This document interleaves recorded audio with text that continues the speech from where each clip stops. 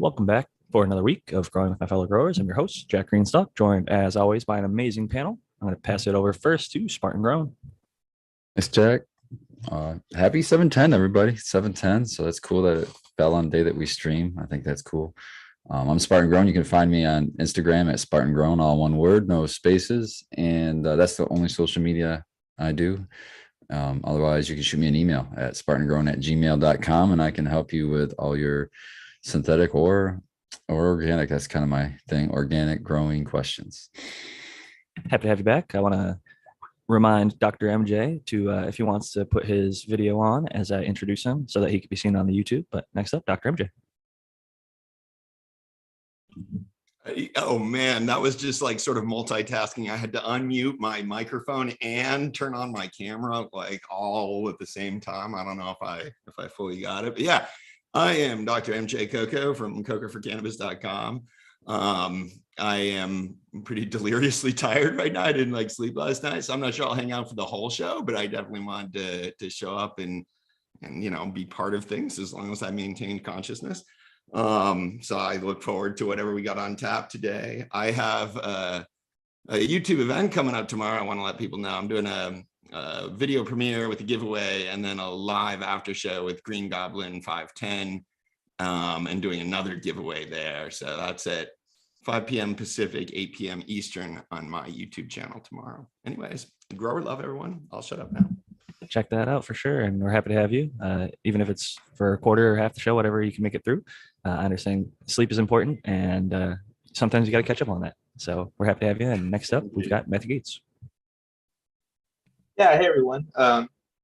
Today I was actually supposed to speak in LA at the Highline Highlights networking event, but yeah, I was having some car trouble, so I will not be there. Instead, I'll be here like I often am every week. And yeah, if you're interested in my work, it's integrated pest management stuff. And if you have any questions or things like that, please put them in the chat or check out my content at youtube.com/sentinel. Happy to have you back. And unfortunate that sometimes events don't necessarily line up, it sounds like, but we're always happy to have you here, obviously. And next up, we got Noah, the grower. Hey, how's it going, everybody? Yeah, I'm Noah, the grower on Instagram. You can find me there. And most weeks here with everybody and been having a good week and went to the beach and ready to hang out with all you guys and talk some shop here. Happy to have you back and happy 710. Obviously, next up, last and certainly not least of who are with us currently, the American one.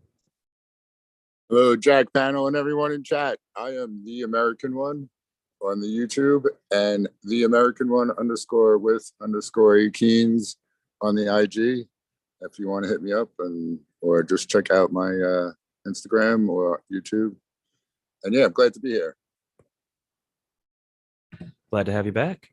And I guess we'll go in a little bit of a reverse order this week because it is 710. I'll pass it back to Tao and ask if you are indulging. What are you smoking on with us tonight? Smoking on some Blueberry by Cheesequake. Sounds good. Do you got any dabs Just lined flour. up over there? No dab, just flour. So nothing wrong with that. I know it's tougher sometimes over there. And even if you may concentrate, sometimes it might be like bubble hash, more of a bowl topper or something to throw in a joint. Some people over there are definitely making rosin and other concentrates. Most of my trim goes to my cookies, which everyone knows that I am high. That's high on my list of things that must need every day. So the top of Tao's priority. Yes. It's good to have priorities in order for sure. But I guess next up, I'll pass it to Noah, the grower, and ask, what are you smoking on? And remind the chat to click on over to the live chat so you can see all the messages and make sure to tag us. If you have a question for myself, you can tag at Jack Greenstock or Cheap Home Grow. And if you have a question for anyone on the panel, please tag them so they can see your question. And we'll try and get through as many as we can in the first hour before we've got a special guest later tonight. Yeah, I've been smoking on some apple fritter, and I usually keep a jar of platinum around too. So I usually smoke at least a bowl or two of that every day. So that's what I got going on right now. Sounds good. Definitely a fan of apple fritter myself, and platinum's also pretty fire. And seeing how you grow, I'd be happy to smoke some with you someday. Next up, Doc, are you able to smoke with us, or Fighting Yeah. off would it put you to sleep right now? No, in fact, I was just thinking about that because I'm like, I was trying to remember what I put in the pipe when I last put back the pipe, because I got like 3 different jars with different strains in them, and I think it was the Dark Ghost Train Haze, which is like a pretty sleepy cut. And I'm thinking, maybe I should have switched to like the more sort of daytime strain and perk up a little bit. But I'm pretty sure that's what's in the pipe right now is Dark Ghost Train Haze. That's the plant that should not be mentioned, by the way. That's the notorious Herm. It happens, but at least at the end of the day, even in the worst case scenarios, you still get something to smoke on. So this one didn't Herm. It's just that so many people grew. This is the strain that Hermed on everybody when we all grew it together. And it's funny. It's like, I think 3/4 of the phenos seem to be like small, runty, hermy plants, and like 1/4 of the phenos are like these big, beautiful, amazing fire buds. That seems to be about the distribution based on people that have grown them. So this was one of the big, amusing, beautiful plants, but it's just a crapshoot when you start the seeds. Not so fun game of Russian roulette for sure. Yeah. Matthew, are you indulging with us at all tonight before we go into a related question about hermaphroditism from Moonfog? No, not the moment. I am not. I have been doing things that require me to not. Nothing wrong with that. But, at least you know. Yeah, no, but I know, right? But I will say that I recently had some concentrate that was pretty nice. Got up in the atomizer, and it was pretty nice. It was actually what was it? I think it was actually it was called Runts, but I'm not sure if it really is or what are the various phenotypes or whatever that people have used, But I was pretty impressed because I certainly know all the baggage that comes with a name like that. So, and even saying that you like something like that might even be tantamount to saying that you like to eat veal or something. I don't know, to those who are sensitive to such things. But that's a funny comparison. Yeah, there are definitely sensitive people to both of those things, and you can definitely get some people angry in certain chats. But it sounds like some good smoke over there. And before we get to the question, I actually want to pass it to Spartan Grown because I saw him token a little bit. What are you smoking on tonight with us, Spartan? Actually, I went to an event today that was put on by a friend of mine, Amazing Brew. Shout out to him on Instagram. And it's spelled Maize, Maize. But anyway, his event, what was the organization? It was the Cannabis Community Culture Quality. Anyhow, it was pretty cool, little event. And I'm smoking on some lemon UP from Cosmic Farms, caregiver I saw there. And so I'm smoking on some of that stuff. And I'm a sucker for like the lemony stuff. I don't have any lemony stuff in my own grow right now. So that's a unique terp as far as for me. So I grabbed on the lemony stuff. It was really lemony smelling. Is it UP like the Uper? Like the Upper Peninsula? Because I would read that lemon up, like 7-Up or something, but lemon UP. I like that interpretation. They're pretty cool. Cosmic Farms. So shout out to those guys out there. And I do have some concentrate I got there too, but I forget who it was I got it from. But it was a citral glue pheno that they're calling cheddar glue. And they had the flour there too. When I cracked that jar of the flour, it smelled like Cheez-Its. Like I opened a box of Cheez-Its. So I was like, yeah, I want that concentrate. And the concentrate's pretty decent, but I don't get the cheesy. You lose the cheese flavor in the concentrate somehow. So must have been something in the flour or however they concentrated it. Maybe it was water soluble, and if they washed it for bubble hash or something. Yeah, it's definitely an interesting one. I'm token on some brand called Gelato. We get so much free junk for my wife nowadays, and I'll just puff on these little disposables for the show. It's a little easier than like packing up bongos every few minutes. Being the host, trying to stay on top of things, and if there's like a silence, it's easier to like jump in. If I have like a big, I hold my breath for like a minute with a bong rip, so we would have a lot more awkward silences if I was over here with the bongs. But Moonfog has a great question for us tonight to start off with in relation to Doc's comment earlier about hermaphroditism. But they say, at Cheap Home Grow, how long does it take for a herm to start throwing pollen from initial light leak or whatever issue that may cause it? Well, that's Oh. difficult to answer because Yeah, I I'll pass it usually to don't. Spartan. I don't see it. I don't see. I don't know until it actually harms. Until I actually see it produce some Like pollen, opened produce up. a banana or something. I don't know when the fucking problem occurred that caused that stress. There's no fucking way for me to know usually. So yeah, I have no idea to even answer that question. I'm just like, always be vigilant in your flower room because you never know if you see something pop up. I mean, it's pretty rare for me to see it in mine now. I've patched up every issue, I think, but I'm in there every day looking for that shit. Yeah, I have to agree. I feel like it's super dependent on like a bunch of factors. So like you really wouldn't know until you saw some physical signs. At that point though, like I feel like those male flowers, like when they start to bud, they don't take that long to like to grow larger.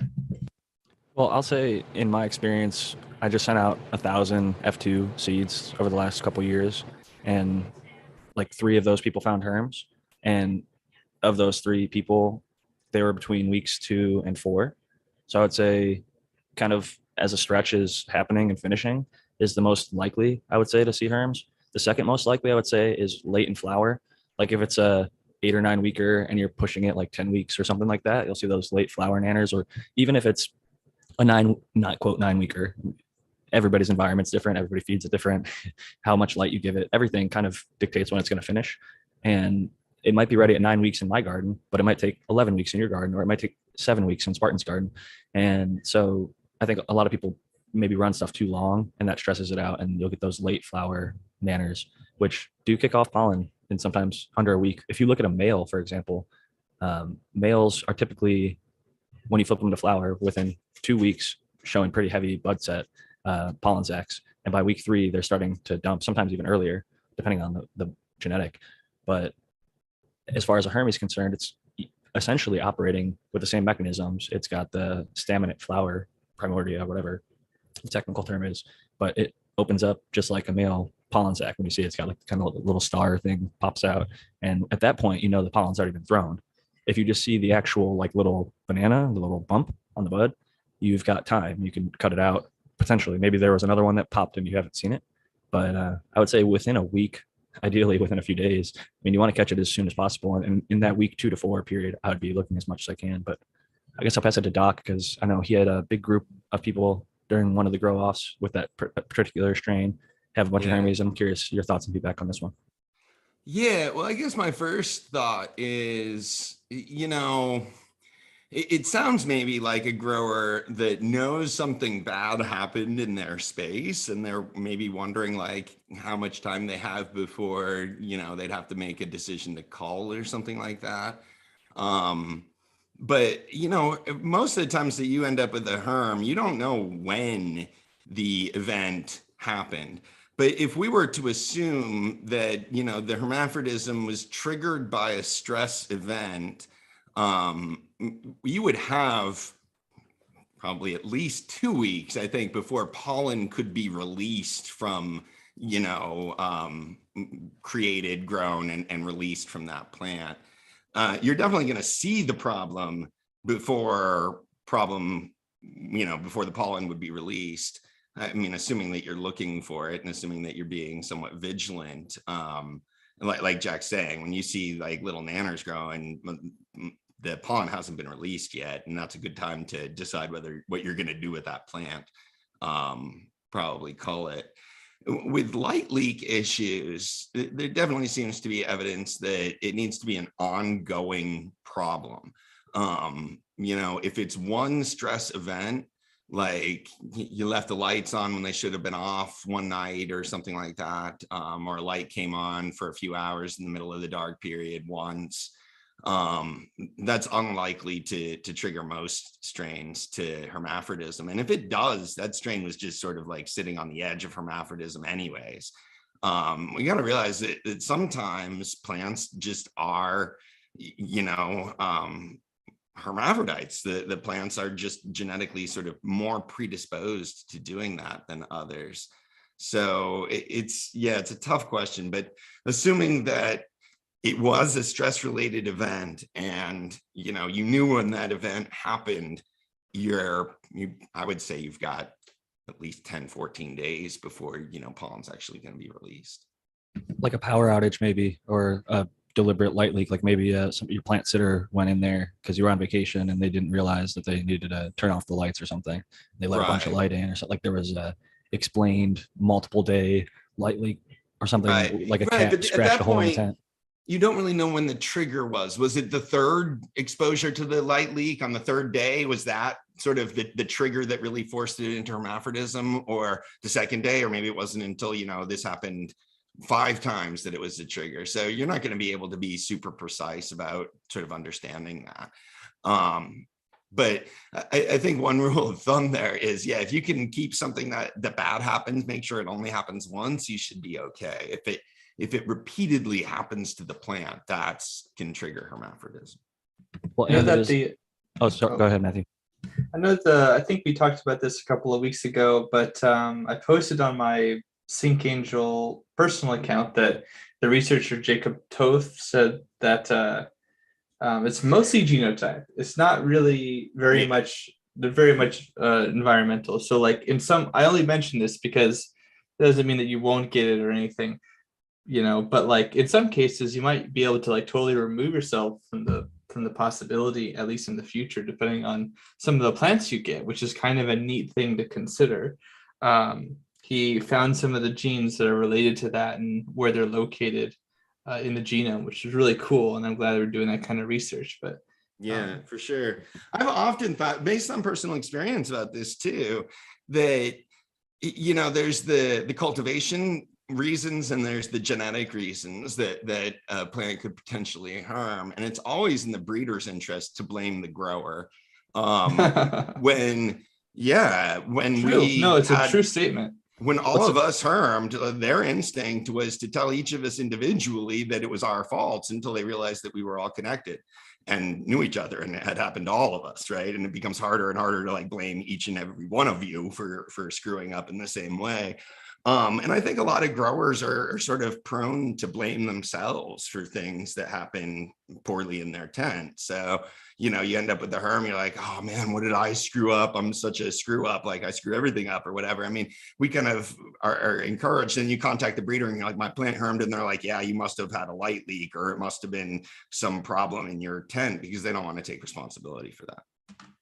I will say it's better to take accountability, even if it might be potentially genetic, and think like, if this is my fault, what can I do to fix it? Like whenever I've had an issue in the past, I'm not going to say this is the nutrient company's fault that my plant is overfed. Like maybe I didn't read my EC meter, so that's why I gave them too much nutrients, even if I was following the recommendations. Maybe I should have gone half or quarter or whatever. And in the case of Hermes, I do think that a lot of it is genetic, and the breeders are so quick to be like, look, you did this, you had light leaks, you did this. But I think that it's a spectrum. Like there's both the genome, and then there's the cultivation environment. There's that probably, and a whole bunch of other factors that play into it. And like I've mentioned the Velvet Punch F2, I sent out 1,000. I've since started contacting people and realized that a little bit more grew them that didn't post about them. But I since have seen photos and things like that. So I thought it was about 10% had hermed with 3 out of the 30, but it was like 3 out of 50 people, that 50 out of the 100 that I sent them out to.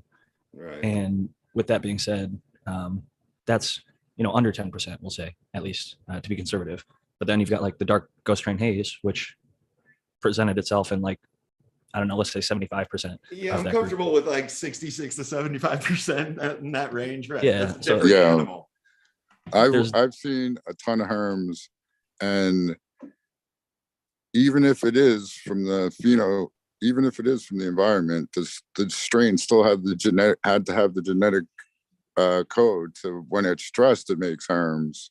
Because there'll be tents full of different strains, and there'll be a same light leak for all of them, and only one will herm out.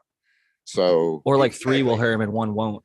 And like when I hermed one of the ghost train hazes, I had another one that didn't herm, and they were grown right next to each other in the same environment, the same the same everything else. It's like this wasn't like something I'm doing differently for these two plants. It all has to do with genotype, though, is what I'm saying, genetics. Yeah. So it's either way. But I've noticed that it appears that really heavy, like when I use subcooled super soil, if it was too hot, it seemed to bring out herms. with definitely certain strains were apparently more Well, I now think if you we're can make if we're susceptible. talking about things like I think underlighting can bring out herms too. Right. There's probably sure. other factors that we don't even know about, but yeah, Yeah. definitely has to be in the genetics to begin with. So Basically, Exactly. just- That was, underlighting will only do it with strains like the ghost train strains that do that. That they if they get insufficient light, they'll herm, especially throwing nanners on their lower branches that get shaded out. And yeah, some kind of stress trigger for every herm usually. yeah. I will say this. I think that every single cannabis plant, if you try hard enough, whether that's spraying a reversal spray on it or light leaking or putting it in too small of a pot or getting it in a room that's way too hot, over watering it, underwatering it. Kyle Breeder, one of our panel members who he's a very busy guy, so he hasn't been here as much recently. But if you look at his website, he has like 3 or 4 of the 15 things that he has done for stress testing some of his genetics. And he's shown that if he does that, like root binding, if you grow it in a solo cup or even smaller, then you try to flower it, a big percentage of the stuff is going to herm. But then on the other end of the spectrum, Breeder Steve is doing like the million seed search, where anybody who makes seeds or has seeds and over 100 can send him a 100 pack, and he'll grow them in like 10 different zones down in Colombia. And he said that most stuff is actually not herming when it's just like grown at the equator, outdoor in nature, aquaponics, whatever fed. He said that the majority of the stuff isn't herming, and a lot of the stuff that he's working with, I've seen personally herming when people are growing it indoors. So I think the environment plays a huge role. The genetics play a huge role, but I definitely don't think it's like the breeder can just be like, you did this wrong. But I think that if you look at the root of cannabis and how it grows in nature, hermaphroditism is very common. And I haven't found and beneficial for the plant, usually, like from a ecological standpoint. Survival, 100%. Yeah. I mean, if all the males die off, or if it starts pouring rain as soon as the pollen sacs are going to open, all that pollen becomes nullified. Well, now they have no way to make seeds for the next year. So what does the plant do? There's a bunch of dead males, and then there's a few females. What the hell are they going to do? Well, they have to pollinate themselves to keep going. And that's just one of a million scenarios or whatever. But I wanted to mention that, if you're growing seeds that are unknown, and even clones that you get from anywhere, if it's new, you guys should be inspecting that shit on the daily. And I mean, I have tons of pictures of herms, and they're like hidden underneath a leaf. You have to move one leaf out of the way, then another leaf, and there's a male football right there. They're pretty big too. It was. But if you look all the time, you shouldn't have your shit get seeded. And then you have to decide. And I've seen them all the ways. I've seen plant that, like, whatever it was, week 3 in flower, every single bud set had male flowers pop in. So that was like definitely genetic, because it was it was a crazy sativa. And but yeah, that's what I would tell people. You definitely, if you stay vigilant. And then in 7 to 10 days, definitely, if it's a male, if you could see it's a football, 7 days, it could definitely open up and pollinate shit. Yeah, but it's all about like it's kind of a mathematics thing at that point. Like if you have like 3 really rainy days plus the humidity and all that stuff, it might make the pollen less viable and all of that. But you're right, it'll continue to make pollen. I had one that it opened up totally. Definitely would have been seeds everywhere, but it must have been shooting blanks, because there was not a seed in the whole entire tent. there are that happens. That definitely happens. It was a room, actually. Yeah. I was growing with a hemp grower who had a pretty serious problem with herming plants, and they were kind of like halfway in that way. They weren't expressing fully the male flower trait, so they didn't even seem to make much pollen even. There's like pistil or stamenless plants where they don't produce any of the sex reproductive parts. So like a female that can't be pollinated because it has no pistils to be pollinated. And I've seen both, and again, Kyle has mentioned this in the past, when he's reversed a female, I think the rock candy or one of the other ones, it makes very few seeds or no seeds. I know the Mac is like that. I've heard that Oregon CBD has some reason to believe that there's diploid and triploid and haploid and all those different groups And for some reason, I think like diploid and haploid groups can't breed together. So like the pollen from one won't pollinate the other. So they're trying to find basically that, freak mutant or whatever it is, the triploid, I think is what they're calling it. But the ploidy thing is definitely confusing you can to me. do it with polyploidy. I was reading into that a little bit. I'm fascinated in that side of things. It's so bizarre that we grow seedless varieties by physically removing any male presence from our crops. I mean, that's just like unheard of in other kinds of agriculture. And since cannabis, there's ways to do this with clone only varieties. But one of the problems with creating sort of sterile females is it becomes really hard to get the next generation of crops out of that, unless you're doing it through a cross, basically by crossing two different plants that aren't sterile, such that they create sterile offspring. So you can keep creating the new seeds. And that sort of approach is how the polyploidy sort of approach goes at it. You have viable parent lines that can cross and create, viable F1 generation, but not a F2 generation.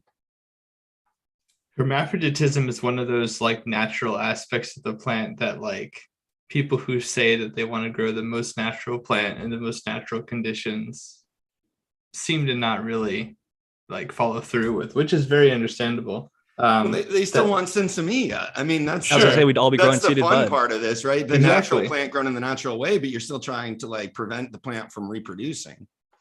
Right, exactly. And on top of that, the that same researcher I mentioned was looking at the potential what are called super males. So right, like trying to like tease out a YY chromosome cannabis plant and whether or not that would be useful or not, which I thought was really interesting, but it seemed like it wasn't super conclusive. But yeah, I find that kind of stuff pretty fascinating myself, and I definitely don't knock it. Find a use that would, if you could find a fiber variety and then get the males only, they would grow way faster. I was can't. thinking about something like that. Unless- Yeah, Unless that's there's a good idea. YY that might exist that I'm not aware of, but like males are XY. So That's right. even if you reverse, That's why it's a male, super male. That's why it's a super male. Yeah. Is that like sarcasm, or is there actually No, it's called super male. Yeah, no, that's a thing. research into this? Yeah, that's just a term. Okay, so yeah, that's definitely something that would be a different path. But there's like the parthenocarpy, where the Or seedless- apomixis. apomixis is another one where it can self-pollinate without pollen, essentially. So, and there's like another one that ends with carpy, but I can't remember. One of them actually produces seedless, and one of them kind of produces seedless. Like you get the little white premature seeds in like a watermelon, even though it's technically seedless. You're not getting like the big black seeds. But I can't find the name for that one. Orthogenesis. What was that? No, Tal? I think I know what you're talking about, Jack. I don't think not orthogenesis. I don't think maybe Parthenogenesis. Parthenocarpy Yeah, that's it. is the one type, but there's another Yeah. type Oh, where okay. there's actually no parthenocarpy. There's no seeds at all. I think the other one, I thought it was sthenocarpy, but whenever I type that in, maybe I'm spelling it wrong, or maybe Reader Steve mispronounced it. I heard him talk about it because he's the one who is really trying to breed for this. And CSI Humboldt, or yeah, I think it was Inspecta, CSI Humboldt has found that if you S1, S2, by the S2s, you're starting to see a lot more infertile plants that can't be pollinated. And by like S3, he's having like a hard time even getting the S3s, because I think it becomes more and more, the more selfing you do, the more likely it is to become infertile. And after just 2 generations consistently across several, like 40 or 50 different strains, started to see a percent rise that were non-pollinatable, which I found to be kind of interesting. But yeah, no, this is definitely interesting. I mean, there's other things that they've done with other plants in terms of breeding like this, that, once they really are able to wrestle with the genome a little bit better and understand the genetics for cannabis better, it'll be fascinating to see what sort of the elite cannabis breeders are doing by the next decade or in 2 decades. I think there's going to be a lot more sort of control over certain aspects of the plant from a breeding perspective. And I'm not talking about CRISPR. I'm talking about sort of traditional plant breeding techniques of crossing different plants together. Strategic. The other word was like phylos, like what they're doing. Well, exactly. But no, I mean, in terms of being able to isolate traits, in terms of being able to understand, you know, we don't even have a good understanding of like autoperiodism, right? We're starting to understand that. Being able to work with the genes in that way and cross varieties and select for different things is still really nascent in cannabis breeding. With that, there's the autos that can go 24 hours, and then there's the stuff that can go at 18 hours, and then most of it's like 12 or whatever. And Matthew has a good paper from, I think, the Chinese hemp, which looks at different latitudes and the photoperiodism of cannabis, which was really interesting. The other word that I couldn't find or pronounce, I'm probably going to mispronounce it. It's STENO SPERMOCARPY. So Stenospermocarpy, yeah. Versus parthenocarpy, but apomixis is the third kind of seedless or way to create seeds without pollination. Interestingly enough, As far as I'm concerned, if you're a plant, you achieve apomixis, you've won. You essentially won at that point. I don't know, like that's a pretty good benefit, not just being able to kind of reproduce like that. And I think some plants are able to just kind of do one or the other. But if I could do that, I'd be stoked because my business would grow very quickly. But very quickly. Yeah, with that question, I think we definitely got really deep into it. But Rico Rodriguez Grows says, my wife picked up 2 months supply of RSO and it tastes like butane or something. Can I heat it to purge it? I'm not familiar with butane. If that's what it is, tastes terrible. So I'm going to guess and say it's either, if they did it properly, I would hope, a food grade alcohol, like a Everclear or some sort of ethanol that you can consume and not get sick. But some people actually use isopropyl and maybe they didn't purge it off, or maybe they did use butane to make this and they're calling it RSO, even though that's not technically what most people would consider RSO. But I'm going to say, I guess that it's remaining alcohol, and to kind of get the rest of it off, you could heat it, depending on if it's already in syringes, it might be a little bit more difficult. But Spartan Grown, I feel like, is our resident RSO expert on the panel, and he's even stepped it up recently and got a rotovap over there. So he's really leveling up his game. But I know you've been doing RSO for a long, long time, and I'd love to hear your input on this one. So I did answer in chat a little bit. It's nice to know that he's got a heated plate with a magnetic stir, so it'll be easy to do what you suggested, which is a good suggestion. But before you do that, if you can find out from the manufacturer, because it's odd to me, butane. It's odd to me that it would have a butane smell, because butane is not usually used in the process. Butane would be used in making maybe honey oil, I guess you could call it, or shatters, or all kinds of other products. What I would be, if it's an RSO and it smelled like butane, I would be thinking that, you have to remember RSO is a concentrate, and it's going to concentrate. If it's done well, you can concentrate terpenes as well. And you can, if it's a strain that was a fucking butane smelling strain, it's going, or maybe it was something close enough to a butane that when it was concentrated, it turned into a butane smell. That could totally be a thing. If they're doing a single source RSO where it's only one strain, which a lot of places do, I could see that being the thing. And it might just be a heavy butane terp. If you can see what strain they used to give you an idea if that's a possibility, it might just be a terpene and not anything, not the actual, not the actual gas. That's a good point. Because some stuff people describe as gassy, that some people might think fuel or gasoline, but like butane is a gas. So when they smell that gaseous smell on the flower, when you concentrate it down, depending on what they use, whether it's alcohol, I would ask what solvent they use, if it's a solvent RSO, because like Brandon makes solventless RSO essentially. So there's 100 ways to do it, it seems. If you put your if you're just concerned, you can put the RSO into your magnetic stir and go between 170 to 180 degrees Fahrenheit, and that's going to boil off alcohol 100% for sure. Now, as far as butane, just Google, what's the boiling point of butane. Now, the only thing to remember is plug this thing into an extension cord and do it outside, because if there is butane in there, that's very flammable, and so is alcohol. So You don't want it to, burn your fucking house down. You don't want to sit there with a joint in your mouth. You know what I mean? There's just think of things like that. Great advice. The safety thing can't go overlooked with alcohol or butane indoors. I've seen and heard too many stories of people blowing themselves up, catching themselves on fire, hurting themselves, loved ones, pets. It's a really a black eye on the cannabis community at times, because when you've got people blowing themselves up, it makes us look more like a lot of maybe harsher illicit substances. And not trying to judge, but I think that for the most part, we can keep it pretty professional rap here if we educate people properly. You said nerds was the strain. I haven't heard of nerds as a strain. I'm not familiar, but that would be, I would assume, more candy like and not gassy. Yeah, isn't I thought a dog doctor brings up the need for a vacuum. My understanding was that might be necessary in this sort of situation. Well, vacuums usually are going to help you be able to boil them off at lower temperatures. So you're trying to preserve terpenes. But if you're looking just for safety, I guess that's true. Saying fuck it. Like a vac oven, you see sometimes used to make certain types of concentrates, specifically like BHO, butane hash oils, that are purged that way. They stick them into a vac oven to cook off the butane.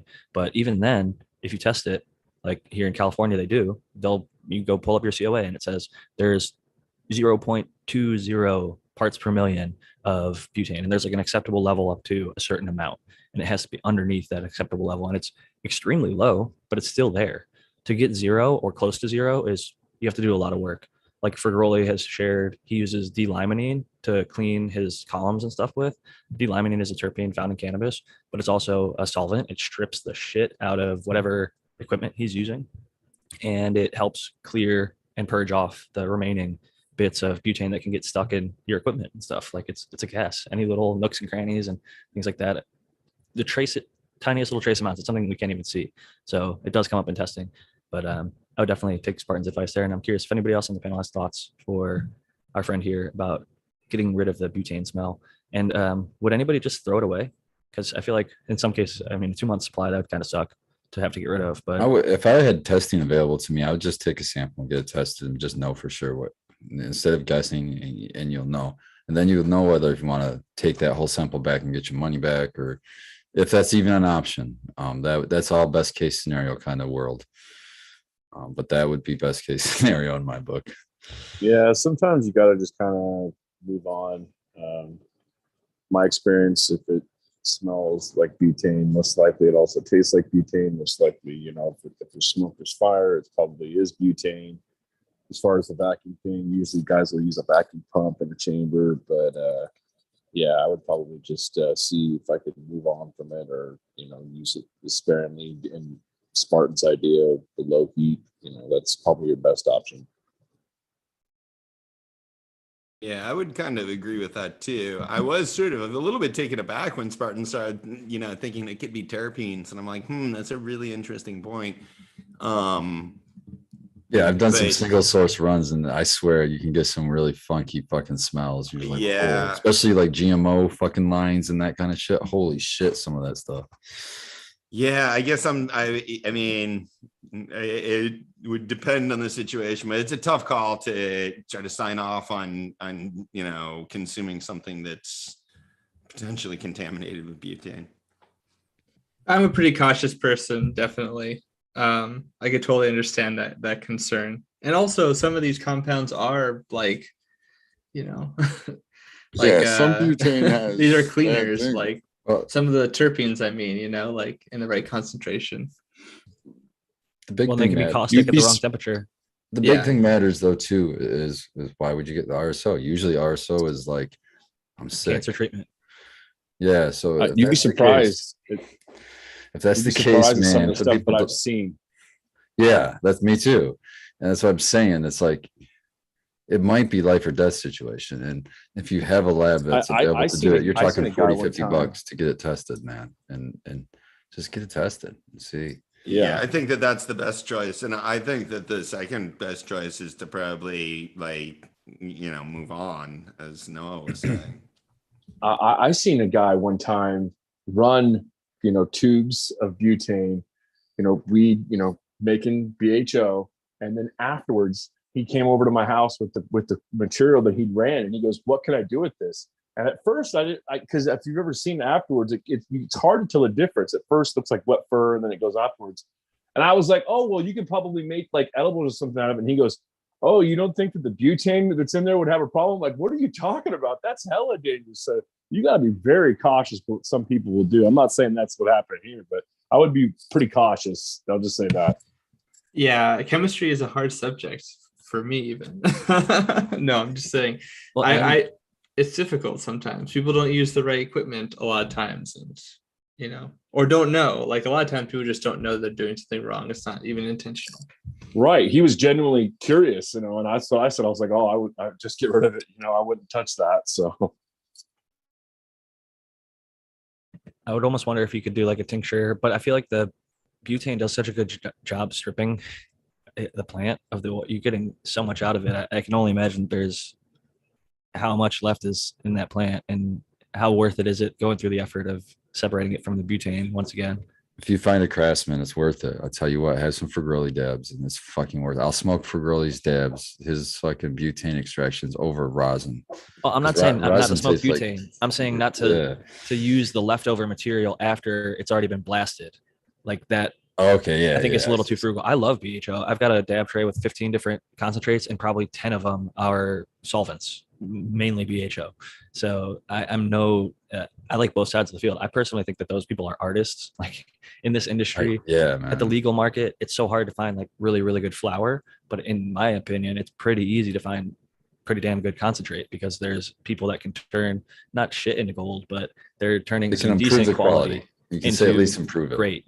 Yeah. Or like, sometimes they're even taking other cannabis derived terpenes and souping it up, which, I'm not the hugest fan of, but people are doing it. And I've had them. I've got that right in my cart right now. I mean, it tastes good. It gets me medicated.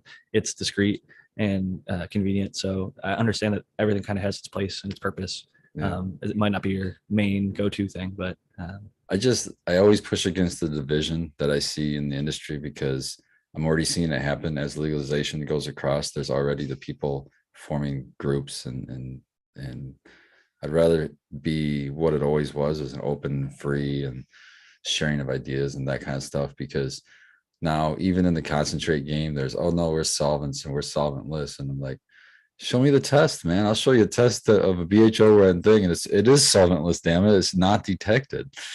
So that tells me it's solventless. You know what I mean? But then they still hold some quality snub, almost like some organic farmers, you're not organic enough if you don't do it this way. And it's just like, oh, you guys, everybody's missing the point. Yeah, no, there's some definite parallels there, and I understand that.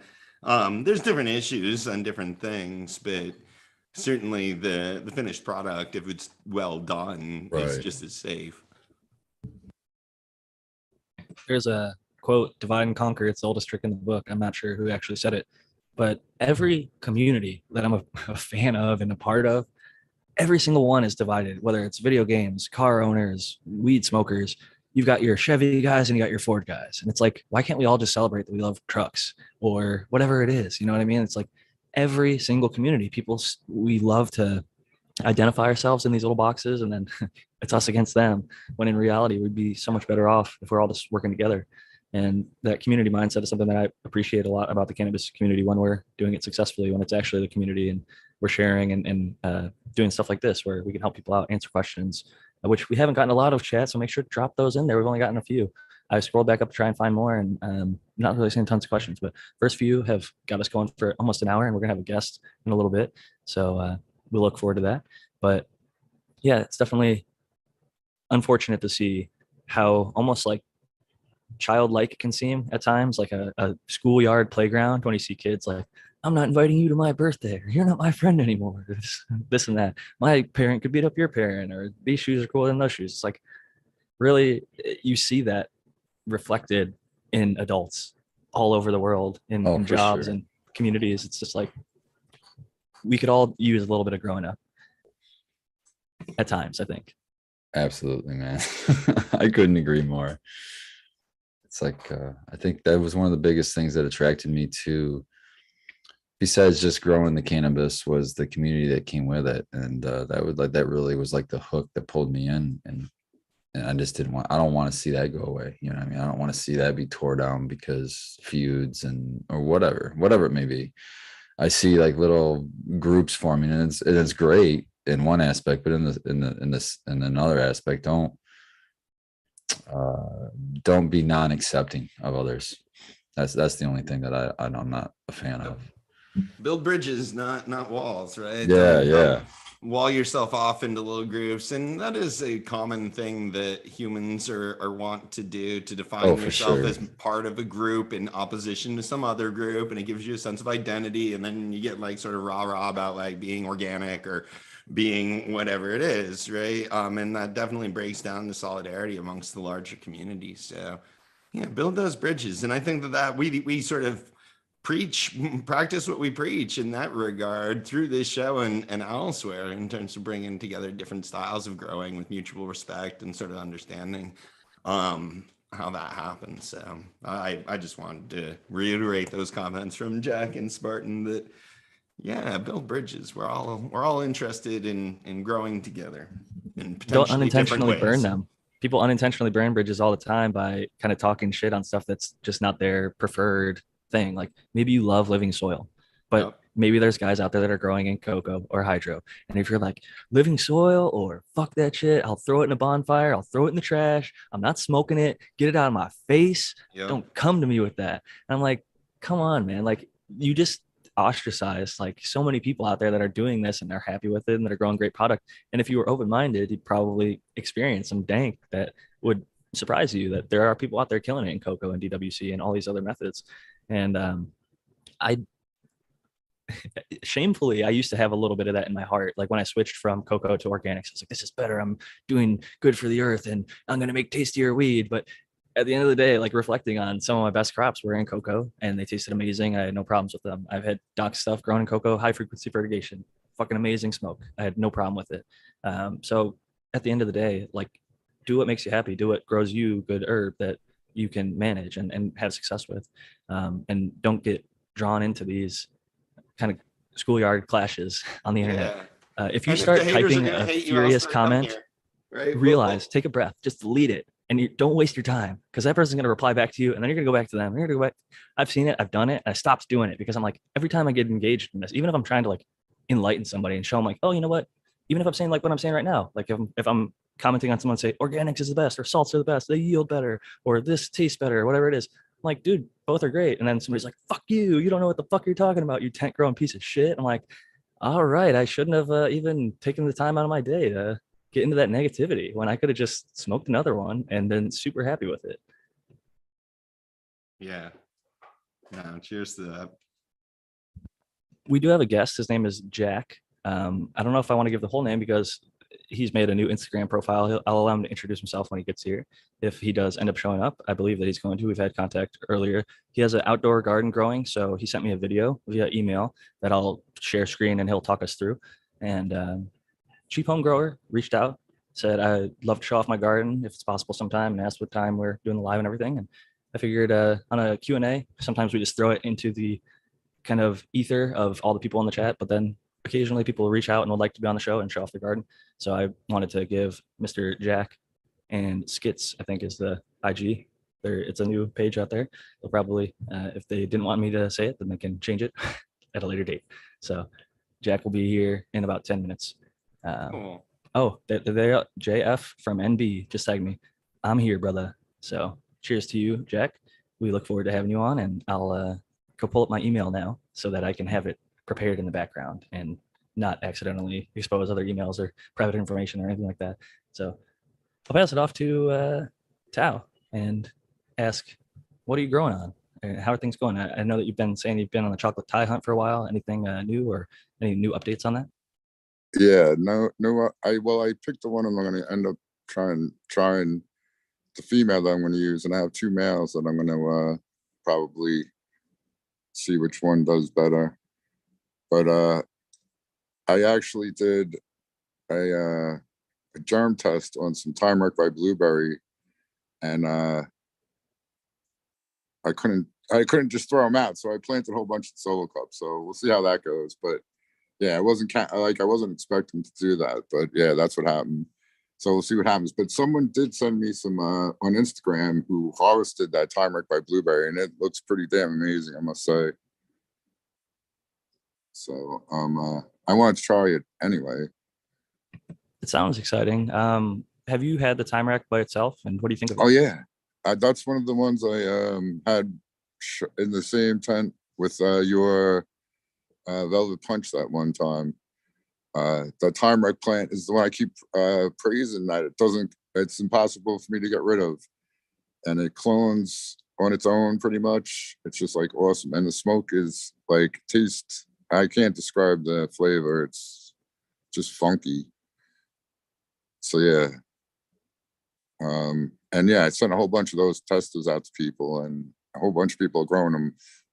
That's the only one I got back that harvested though. So see how it goes. Sounds good. Noah, I know you showed us your garden a little bit. I'm more interested, not that I'm not interested in the actual garden, but in hearing about how are things going on the other end where you're growing in the tent and looking through some seeds. Has anything started showing potential that you might want to give a shot at kind of coming up to the big league? Yeah, I've had a few. I've been doing the Afghan cherry that I got, and they've looked. I had like 3 phenos. One of them just kind of was scraggly, so I called it, and I'm kind of deciding which one of these 2 I'm going to run, just because I have so much limited space. And we had our vegetable starts in there, and it was just kind of taken over a little bit. And so I'm gonna, as soon as the weather cools down a little bit, I'm gonna hit it a little bit harder. I just had so much going on with my son and my granddaughter and my family. I've been just taking, I gotta take this much time to do this in my garden. So, it's sometimes with your family, it can just become overwhelming, but I never let my big garden ever relax. So the little one I've been kind of slacking a little bit, but I'm definitely jumping in head first, probably September when it starts to cool down a little bit, and I'm not fighting the heat in the other part of my garage. So Yeah, that's brutal to try and keep a garage climate controlled through the hottest times of the year.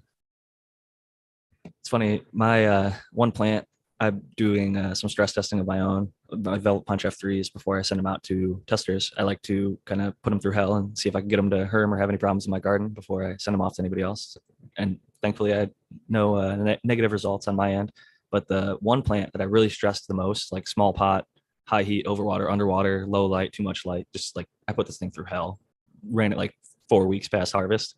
My cat, I call him Sanka the Rasta. He like knows, like he attacks. This is the first grow, and I've had him for 4 years now. He's been with me for several harvests, and I've always grown in that cabinet, and I've flowered in that cabinet before. I've never stress tested something this hard before, and he just like fucking, he knows if there's a plant struggling in there. Like he's trying to open it up all the time. He's like, why aren't you taking care of this fucking plant? I like open it. He runs up to it. He looks at it, and he like looks at me like, why aren't you taking care of this thing? So I just thought it was kind of interesting to see my little Rasta cat. Maybe I'm over anthropomorphizing, but it definitely seems like a weird coincidence that maybe it's putting off some different chemicals or something that he's sensing or sensitive to. But it was a very strange thing that I've noticed when you just, and I'm doing it on purpose, but like there's been times where in my garden, I've been busy in life and it gets stressed out, and he has actually like scratched at the tent, open it up, and I'm like, oh shit, I needed water. So I do think that there might be a little sixth sense going on with the 4-legged furry friends there. So it really could be. There really could be. I was just reading that mosquitoes, they developed their scent for humans from their original scent for plants and nectar and that kind of stuff, because the males are pollinators. So there was a time when the mosquito lineage wasn't parasitic, I think, or maybe right before then, whatever came before. And when they went that way, they just like co-adapted. So like there's kind of a shared chemistry there. I would not be surprised. I think there is something like that even already known with people even, and also other animals. It's an interesting phenomenon for sure. And I guess I'll just pass it around the horn if anybody's got any interesting thoughts, comments, or updates before we've got 5 minutes before Jack jumps in. I'm getting kind of excited. I'm about a week out on my Project V, switching from my vortex seeds that I got from the old shut down what was it, a grow store or whatever. And I've got these old dusty ass seeds. Anyhow, I got 2 males and 2 females, and I've got them vegged out, and they're like a week from flip. I'll be able to flip those, and they'll be ready to just get it on. Make me way more vortex seeds. I don't often ask for seeds, but those would be some that I'd love to get my hands on. No, I got F2 you. OG I got vortex you for seeds. sure. And you know, it's crazy. I was doing stem rubs today on the 2 females, and one, it just smells. Now, what I remember of vortex was it was really lemony, like lemon cleaner, lemony. And one has got like a hint of that lemon, but not real strong yet. And then the other one is just straight foul smelling, like just foul right now. So I don't know what that's going to turn into. That's interesting. He had some baby diaper terps in some of his crosses and stuff. It I was think the similar vortex to might be one that, of them. similar to something like that. Yeah, it's down those lines. It was like real foul. So that'll be interesting. And I'm just open pollen. I don't know if you call 4 plants open pollination, but it's just basically open pollination. I'm just letting them mix and get a good mix in there.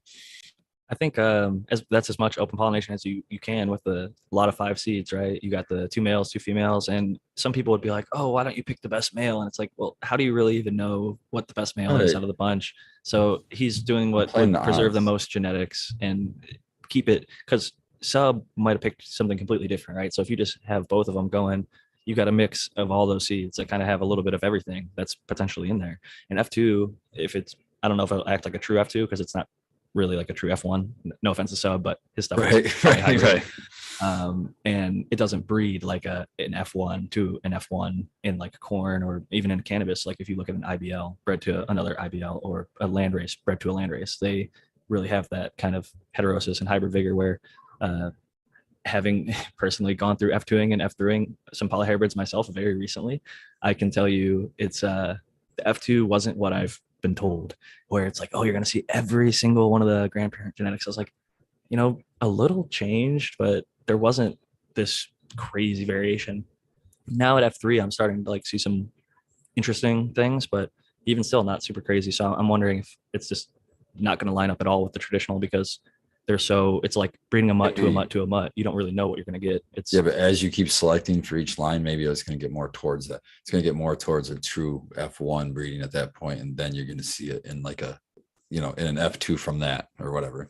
right. Like if I took this to F6 and then I crossed it to like I have Pine Tar Kush inbred line and I cross those two together, I would expect more of like a IBL to IBL kind of F2 or F1, I should say, true F1, where you get that vigor and dropping off of some of the negative traits of both parents. I think I'm hopefully within a day or two we'll be ready to start trimming on the Russell, the namesake strain. But anyway, it was a it was Jack Herrera and Chemdog, both back crosses, both BX2s crossed to each other. That's like I would love that strain because I just love both parents. Assuming that the back crosses didn't change them dramatically. Back cross, you get a lot more of that parent genetic. So being a Jack Herrera and Chemdog fan, it sounds like Russell would be one I'd like. And it sounds like you're going to be using that to breed. Isn't that your male now moving forward through your bliss bud? Well, because of the structure of the male, I'm not keeping it. I don't think I'm keeping it because it is super leafy indoor. So I can't even imagine if I put that outdoor. Oh my God, it'd be just insanity. So I don't think I'm going to use that volunteer mystery fucking, this just makes it more fun anyway, right? That volunteer mystery fucking plant that just sprouted up in my vegetable bed. It grew with this big gigantic fucking stalk and then it turned out to be male. So I cloned that and I'm hoping it's going to strike roots. It's in my cloner right now with its balls hanging all over the fucking place in my fucking bedroom. Fingers crossed that I've seen stuff actually get pollinated in veg, not too often unless it's like very mature and got pistils on it and everything already. But if it happens, I don't care. I'll pop those seeds. I mean, this fucking is the most vigorous plant I've ever fucking witnessed in my life. It might be hemp. I don't even know, but it was the most vigorous fight. It was like a fucking sunflower. Hey, that's a good thing, I think, but it might be hemp related, like you're saying. But Dr. MJ, as you mentioned, is a little low on sleep, and we're going to let him run at the 1 hour mark today as we've got a guest jumping on here. So, Doc, final thoughts and shout outs. Yeah, absolutely. Thank you guys. It was fun. It's always fun. I am literally like sort of dozing off though when my mic's on mute. So I'm probably gonna go lay down in my hammock for a little while and just sort of enjoy the rest of the evening. It's been a long day, long weekend so far. So I got like I said at the top of the show, I'm doing a premiere event tomorrow evening, 5 p.m. on the West Coast, 8 p.m. on the East Coast, reviewing the Metagross Smart 8 and giving one away during my premiere. And then I'm doing a after interview show with Green Goblin about the Smart 8, and we're going to give another one away during that. So 2 chances to win, double giveaway. And yeah, it starts on my YouTube channel tomorrow. So I hope you see a bunch of you guys there. And much grower love. I'll try to get more sleep before coming back next week. So yeah, grower love everyone. Sorry to bail on you early. Enjoyed the conversation. I hope it goes well with the guests this afternoon. Thanks, Jack. Thanks, panel. Thank you, Grower love, man. chatters. Grower love, Good thank points. you. Thank you for You made joining some and, good and for the points. giveaways. Grow love, Doc. Peace Yeah. out. I'll try and be Grower there. love, everyone. I got some new people getting started growing that I might gift a grow light too. So more reason to try and get in there There on you these go. great giveaways. Yep, everybody can do something with a new light, even if it's just passing it on to your grow me friend that doesn't have one. That happens quite a bit, actually. People are like, can you send this to my buddy? So get in there, win a light, and be Santa Claus, or get a cool new light for your own grow. Heck yeah. All right. Good stuff, Doc. Have a Grow great love, one. Get guys. some much See you deserved next sleep. week. Have a great Later, week. man. So, Jack, if you're out there, I saw you were listening earlier. I sent you the link on Instagram. If you want to go ahead and join, I'll make sure to add you. But it's always good to have Dr. MJ. Shout out to him and cocoforcannabis.com. Great forum over there. A lot of cool people. I see Smart Poker in the chat. I see We Nerd DWC, a few of the Coco for Cannabis regulars, and just amazing people. They've got the wrenches next to them. They've been awesome and consistent in this community, just being positive, friendly, informative to the rest of the community. And we appreciate that so much. So, and everyone, I mean, I could read down this whole list for the remaining 58 minutes of the show and just look at all the people in the chat. And I'd be like, I love this dude. I see him at like this show, and that show. And like all you guys and ladies here. It's I really a pleasure. I love seeing the same ones coming back, week after week after week. But at the same time, I've seen 2 in there today, brand new faces.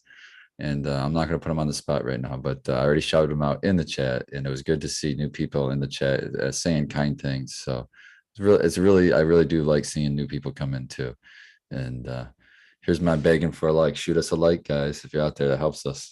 Yeah, if you like this kind of content, it'll help us realize the more thumbs up we get on a Q&A type show. If you're into Q&A shows, maybe if you don't like it, I don't even know if there's a thumbs down anymore. But if you don't like it, don't hit the thumbs at all. And then we'll know, like, hey, maybe we want more topics, or maybe we love the Q&A. Engagement is engagement. Tell us how Yes. you feel. No. Honestly, I think as far as engagement goes, up or down, it counts the same as far as YouTube. It does. Indeed, it does. So Yeah, you can- I you thought they can got rid of down- the thumbs down, or maybe they just don't display it, the actual like ratings. Oh, I think that's what it is. Or maybe past a certain number. I forget. Yeah. Things Well, are changing every couple of months. I on prefer YouTube, honesty. so. Like some of our, Exactly, constructive I don't criticism. Like I think I can hear Spartan better this week. I don't know if he got a new mic or if he changed his mic No, location. I moved it. I put it right in front of my face. I'm like, it's right. Can you see it at the bottom of my screen? Yeah, It's that little right blue there. circle. I see Yeah. the top of it. Yeah, so it's right in front of my face. I'm trying to do everything I can.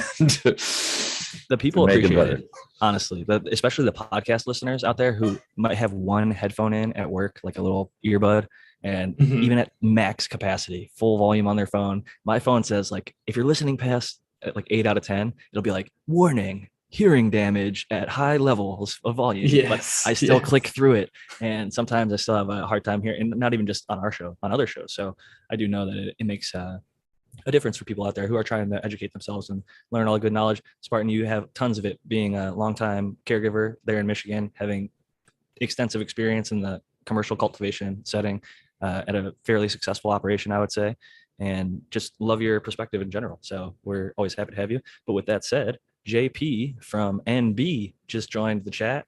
I was calling you Jack earlier. I might have read out your Instagram name that you were DMing me from. There was no post on there, so I didn't feel like I was doxing you too hard, but welcome, JP.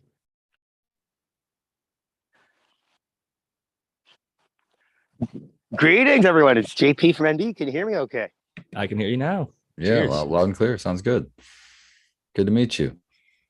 Perfect. All So, yeah, nice to meet you guys. Yeah, I'm a longtime listener from Canada, and I just wanted to give a shout out to the boy. I wanted to jump on and show you can dial in a cheap home grow without a lot of money, and get yourself some medicine for the year. And work Zoom or anything, so I don't know how to flip the screen on. So I don't know if Jack can pull up my video so I can show you guys.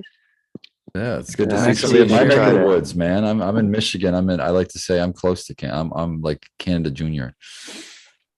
So can you guys see the video? Hey, well, we like our name. Oh, here we go. We got the video. Oh yeah. Okay, so I got a bunch of guys from California. So that's my all gas OG from Humboldt Seed, I believe, with Nat Pennington there. So you can see I cleaned up Oh, the nice. skirts I pretty like good on him there. Yep, I like that. Kind of like Spart. I know Spart. I've heard Spartan say he does that, and that's my blueberry muffin. And I got another blueberry muffin right there. And it's the same thing. I Nice. kind of like go in there and clean the skirts up a little bit, like keep the tops, Yep. just a bit below the trellis. I keep going. And then everything above the trellis, like I don't really mess with that. And then I think the video stopped on my feed. I don't know if it did over for you guys, but then I have a little smaller plant over here too. Oh yeah, this guy right here. Yep. And I ended up having a male go in there. So that's kind of why she's not really dialed in. So that's a tangy I got from a guy. And it's just some random bag seed. He knew the grower back in the day and all this, and said it was, it's fire and this and that. So I figured I'd give her a shot, but this is really the first time I've been growing some really high class genetics, and I'm kind of excited. Some California ladies down in NB. Yeah.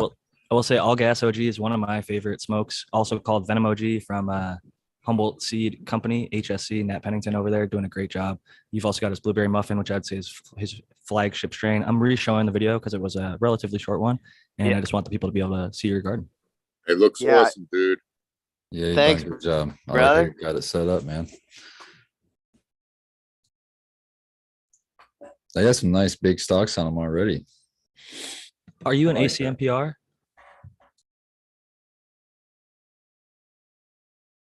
JP? Are you part of the ACMPR in Canada?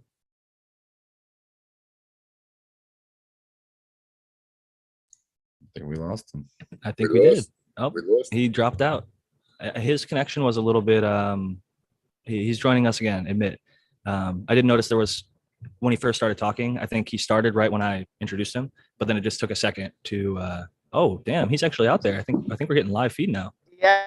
There you go. Sorry, guys. Yeah, I'm technologically challenged, boys. Sorry about that. So yeah, when I first talked to you earlier, Jack, I thought I was going to be way too dark, but like you can see different in the picture. Like I don't know how many new growers are out there, but they can posture totally different in the evening time. Like it almost looks like she's thirsty. But I even gave them a little bit of water because like they were praying a little bit, but they weren't praying as hard as I thought they were. So it's like, maybe it hasn't rained in a couple of days here. I figured I'd bit feed. I gave them some oyster shell flour, a little bit of kelp meal. I gave them, I think, a little bit of rock dust and something else I can't remember right now. I just watered that in, and then I got all these wood chips down here. So I bought a little electric wood chipper. That was something I kind of splurged on for the garden this year, and that cost me like $180. But I was able just to get all the wood. Like I took all my cannabis stock from previous grows. I like And that. like I got some of my neighbors to. Yeah, I heard. Well, Leighton Morrison or somebody, I think it was on Shango's podcast, and they were talking about there's these fields and they were burning all their cannabis stock, and they were like, it's maybe they were using for biochar or something. I'm not entirely sure. I didn't catch the whole thing, but just the idea that it's nice to kind of put that back in the soil. And I took some other, like I have some maples and stuff around the house and some pines. My neighbors kind of like hooked me up with some, tiny sticks, right? It's just a little electric wood chipper. Like I think it says it can do 1.5 inches, but it can only really do like inch wood chips. But I kind of like that anyways, because I don't really smaller want wood to chip have. anyway.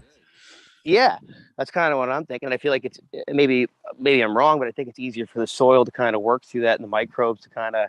I agree. Yeah, I think you're right. Yeah. I don't think you're wrong. I think you're right. Finer is easier for anything. The finer you break it down, the easier it is for the soil to break it or take it up, essentially. Yeah, I kind of feel it's almost like it's being micronized in one sense, where it's like, it's just so much, it's a smaller piece of wood to work with or material to work with. And like you're saying, it's just kind of easier to digest and process and work through. Yeah, it's Water more and surface airflow. area. That's what it is. It's more surface area so that there's more edges for the microbes to work on to break that shit down. And especially as a ratio of how much volume it is, right? So like that gets more true the smaller it is anyways, right? It's less force, less power to dissolve. I've heard that pine you want to be a little bit careful with. If you go too heavy with the pine, it doesn't like to have competing crops grow around it, so it might. It's kind of acidic a little bit. Yeah, it can cause some issues, but I think if you compost it first, like if you wood chipped it and then threw it in your compost pile or something, that might be a way. If you have a compost pile, I think you mentioned in your messages to me that you do use compost as part of your way of feeding the plants and that's part of the cheap home grow style. You're 100% right. Yeah, I splurged the $60 and bought local compost this year, and just kind of threw that, like, you know, it was like roughly a yard, and I put that on top of it, and then came in afterwards and put the wood chips on it. And then I planted the garden first, and then I kind of let it do its thing for like 2 weeks, and didn't add any amendments or anything like that. Just let them kind of dial in and like feel out their situation, sort of thing. And after that, I came in with the wood chips and I started amending. And I've done, I think, 2 top dressers, maybe 3. So I haven't really put a lot of inputs into this too, which is kind of nice. And I was lucky. My buddy made a lab, and he had some inoculated, I want to say like grain or something. I'm not sure, but he used like EM1, and he's very much the same mentality as myself and a lot of everyone here on the panel and the listeners, like, you know, trying to do it cheap if we can. So I got some of that from him and put that on there. And just trying to keep it cheap. That's awesome. That's going to help break down those wood chips, man. So that's cool. Yeah, you've done everything right, it sounds like, man. No, thanks. Really appreciate it. And I did ask a question, and I didn't tag anybody because I'm new to the chat and stuff. But I was wondering, so I took that lab, right? And I kind of gave it a soil drench on here. And I'm wondering what kind of difference would there be if I bubbled that? Like if I aerated that for 24 to 48 hours, is that going to basically give me, because it's going to be like the same facultative anaerobes that I've been working with, or am I going to like? Well, it's not going to be it's not going to be so much an anaerobe anymore if you start pumping a bunch of oxygen through there. You want to keep it in an anaerobic environment so that you can kind of breed it in that environment, right? So that it can, when it finds anaerobic pockets in the soil, it's going to take over and help break those up for you. Right. Okay. So I wouldn't really be getting, I wouldn't be using the input correctly. If I were to like, you know, I'm almost trying to think of giving it as a different input in one sense, where it's one version of it's not aerated and one version is, but maybe that's not the right logic with that. Yeah. I wouldn't aerate the labs. I don't think that's, okay. That's good. I don't think it's necessary. Yeah. Well, we were talking last week, oxygen changes the pH. pH is really important for some of these microbes, and especially with like facultative anaerobes, the things that help things work in anaerobic environments. Like, I think you got to kind of look at it as like a tool in your tool belt that is very good at a specific thing. And if you start aerating it, then it might work for something else, but more than likely it's going to change the levels that you want and the mix that you want. It's a specific consortium that's tried and true. And as soon as you start pumping oxygen into there, you're potentially going to start killing off some of them and get the ratios maybe out of whack and make it, instead of EM1, just sort of whatever cocktail is left behind. Yeah, no, that does seem to make perfect sense, and I'm really glad I didn't do it yet. But I did want to ask the question just in case maybe I was going to land a different host of beneficial organisms or something. Maybe that was going to play that to my advantage. But I'm You're not off track, because people ask me all the time if they want to, let's say, buy X microbe product, and they hear that people brew them and make their own and do things like that. So they're like, can't I brew this myself and make more? So I buy a little bit of EM and then I pump, you know, and then make a vat over here, and then I've just got unlimited EM for the rest of my life. And EM you can't. That pretty much you can. They have that directions right on their website to or at least to expand it. Like, I think you can take a pint or a quart and make it into a gallon. And a little bit of sugar. It'll dilute a certain amount, but if you expand it properly over time. But ultimately, all these companies keep selling more and more bottles because people want the pure first time unfucked with, from the company, good quality stuff, because they found, for whatever reason, their kitchen or garage or bathroom that they keep the stuff in is not the, scientific maybe environment that some of these companies are going through the process of. Every time the same temperature, every time the same mix is put in there. They have an SOP where we're kind of just shooting from the hip and hoping. Yeah, that's a great point, Jack, because not only that, but also like if you're throwing it in a 5-gallon bucket and just brewing it, what would you call it? Indigenous, microbes can jump in, right? And start colonizing in there as well. And now you're not really sure, what you put in, those microbes are there, but who knows what other microbes you're picking up and which ones, and depending on how long you're brewing it, which ones take over and which ones are going to be the ones that you're actually applying in the end. So when you do these, I hate to be anti things, but I'm usually anti brewing teas, because unless you have a way to check your work, like if you're scoping it or something and you're trained in that, but because it's just you just don't know what the hell you're doing. Like I would rather just do a soak, like what they call like a tea without aeration, extract, like a worm casting, where you just shake it for a few minutes to get the because then you know at least what your input is and your export, but you don't.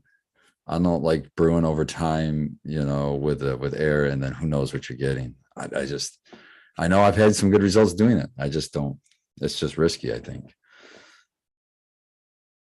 Yeah, I've only had good results doing it so it's kind of counterintuitive that I do recommend against it, because I guess sort of like there's an example of a whiskey maker who owned a old building where they made their whiskey, and their like finest bottle, their top shelf, was coming out of this old refinery that they've had for 100 years or something like that. And they tried to buy a new one to expand so they can make more product. Well, even just going down the street in the same city, their microbe climate was different. The whiskey was coming out with a different taste. It was noticeable, especially to these really high-end clientele who can knows it and tell you right away, oh, this is this whiskey from this person from this year. They know that stuff. So subtle little nuances like that make a difference. And I've seen it. I was watching some of these like rise of fast food where they were trying to get like pizza to be consistent in every single city, whether it was Domino's or Pizza Hut. And they trying to just get the dough, because the moisture levels, the temperatures throughout different seasons, every single different city. So to make like a McDonald's of pizza was actually really difficult, because getting that dough recipe where it could be the same in Michigan as it is in Florida was really difficult. So those are some things that we kind of have to consider that we might not really have much control over, unless you want to go to the level of making a sterile room where okay, I'm entering with X product, and I'm going to specifically take the time to scientifically do this and multiply it. But at the end of the day, it's probably cheaper just to buy it from people who already have those things set up.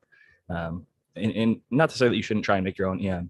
I would say try it if you can to extend it in one way or another. If they've already given a concoction, I mix up so many of these things, because for a few years I was running a greenhouse, kind of taught by a guy who had the little book for Korean natural farming, and then he switched to Jodam. So we were doing a lot of these different FPJ and whatever. So I would just throw this stuff on at the rates he told me, and I'd see him do this stuff, but I never quite like took notes, and I haven't gone back to relearn it or reread the actual books themselves. So a lot of these things can work, and a lot of these things can be made extremely low cost. So I do advocate that people look more into it if it's something that you're interested in. But there are also options out there to kind of get it at a semi-reasonable rate.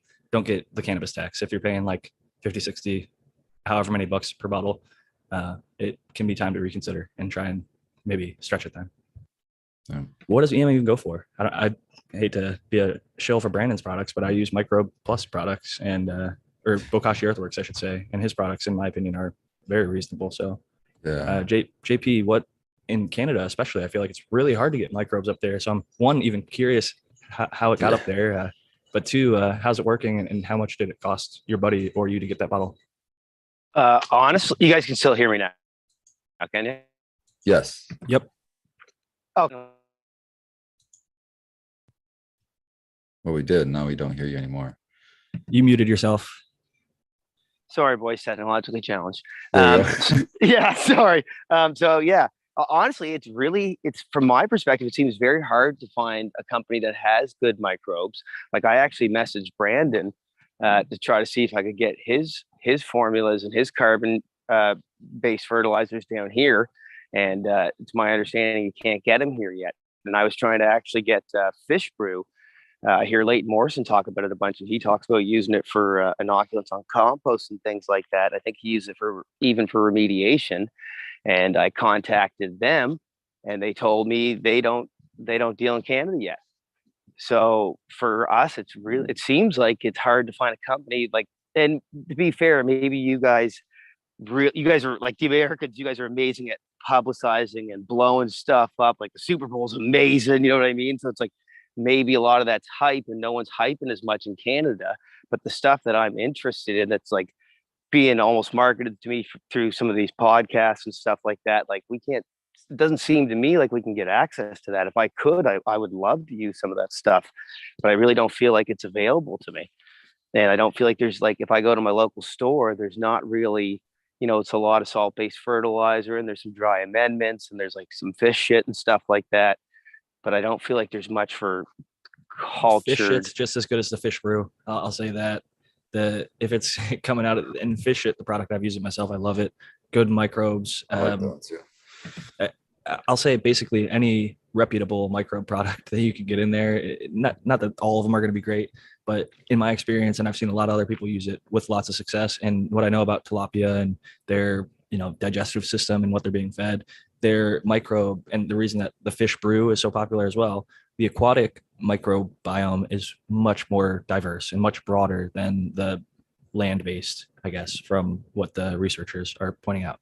So like aquaponic grows and people that use these inputs have more diverse microbes in their soil. Now, is that always going to be for the good?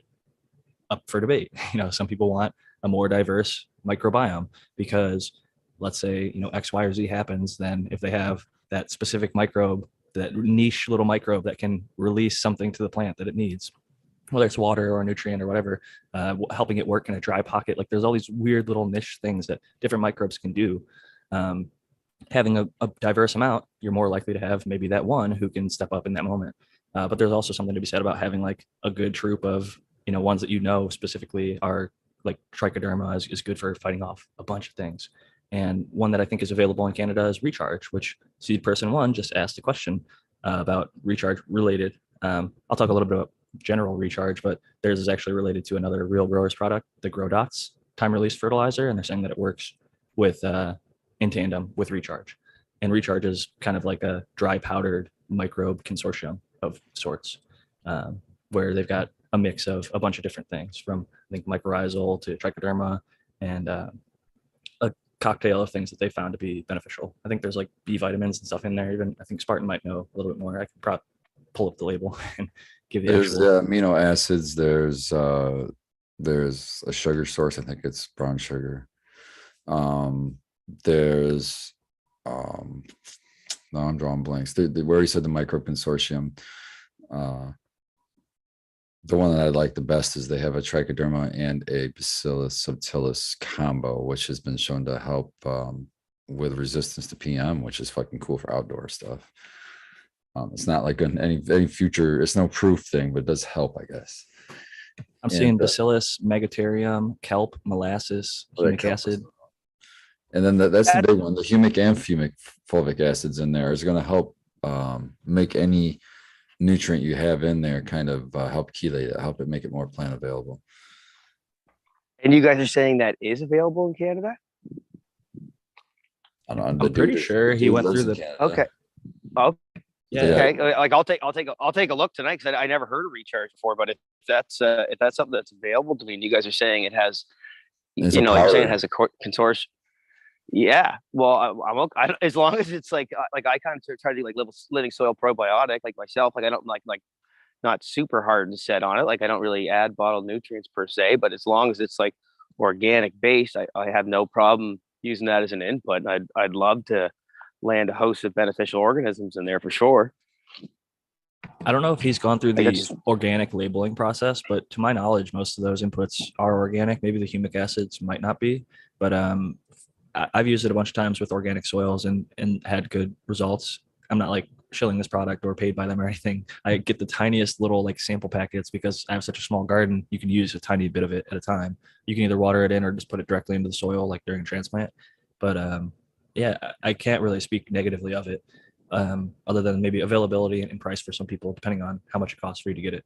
But I'm a big advocate for different beneficial microbes with cultivated cannabis, whichever one you can get if there's decent research behind it, which most of these products that we've listed, I think, have at least some. But then there's like mycorrhizal induced susceptibility, like Matthew's talked about, where even like the things that I thought of for the longest time, like mycorrhizal, and like you just think it's so positive always in my connotation, and most growers I think might think that way.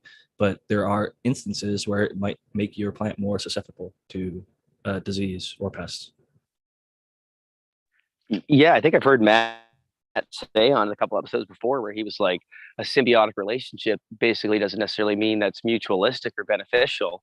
Like even if you look at venom, like that's portrayed as a symbiote, and maybe I'm misunderstanding and Matt can correct me, but that's kind of the thing in nature. Is just because they're tied together doesn't mean it's necessarily a good thing. And there's usually an exchange, whether it's perceived beneficial for the two things or not is kind of questionable, I think. And Matt, please correct me if I'm I like wrong. that. I like what you're saying. I definitely agree with that perspective. That's kind of how I look at it. Because, even if it's a mutualistic relationship, like there's resource exchange that's happening, and there's modulations to the expression of genes in a lot of cases, and hormones and that kind of stuff. And like a lot of times those can have like some generally benign effects, but in certain contexts that can be really unhelpful. I was just reading a paper yesterday about heat resistance in plants, and how for a lot of plants, and especially in model plants like Arabidopsis, once you go over a certain temperature, salicylic acid pathways, which is one of the major two, there's more, but one of the two biggest ones for immune system response, it gets severely wrecked, basically.